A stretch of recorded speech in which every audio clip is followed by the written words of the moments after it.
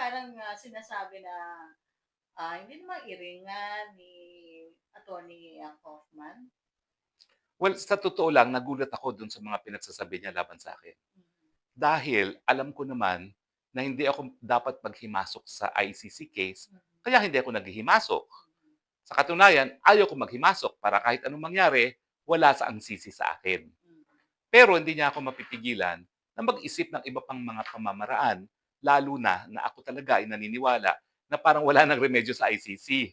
Dahil wala na kasi lang ibang kaso kundi ang kaso ni Tatay Digong at kung mawawala pa si Tatay Digong, baka isara na yung ICC. Dahil sa last Assembly of State Parties, nagreklamo na yung ambassador ng Japan na number one donor ng ICC. Bakit daw puro absulto ang mga nasasakdal sa ICC? Samantalang ang laki-laki ng nagagastos nila. Mhm. So kapag ganitong konteksto, para namang bagamat ako isang miyembro ng ICC List Council, mag-iisip ka ng ibang remedyo. Huwag namang ipagkait yan Mhm. na pag-iisip ng ibang remedyo. Pero pagdating sa paghimasok, I dare Kaufman. Kailan ako naghimasok? Oh, sabi niya since day one daw, parang ako lang daw ang pupwedeng mag-represent. Mhm.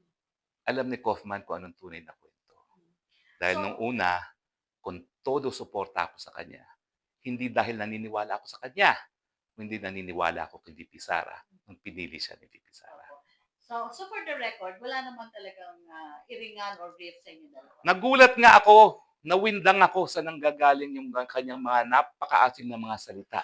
Dahil sa totoo lang, matapos ko siyang ma-meet at makahulubilo siguro ng mga 4 na araw nung kakarating lang namin sa dahig, wala na kaming kahit anong komunikasyon at ni isang salita wala akong binanggit tungkol sa kanya. Mhm. So parang ang feeling ko ngayon, siguro marami siyang pagsubok at humahanap ng masisisi. Hindi naman ako papayag na akong sisisihin dahil hindi nga ako naghimasok dahil ayaw ko masisi kahit ano man ang mangyari sa ICC. Pero in case lang na magkita kayo, yung to reach out na parang to clear lang na wala namang gano'n?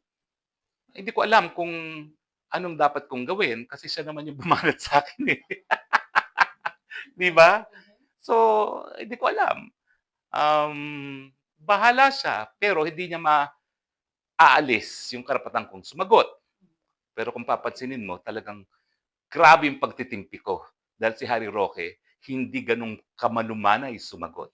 Pero alang-alang kay VP Sara, gano'n kamalumanay ang naging sagot.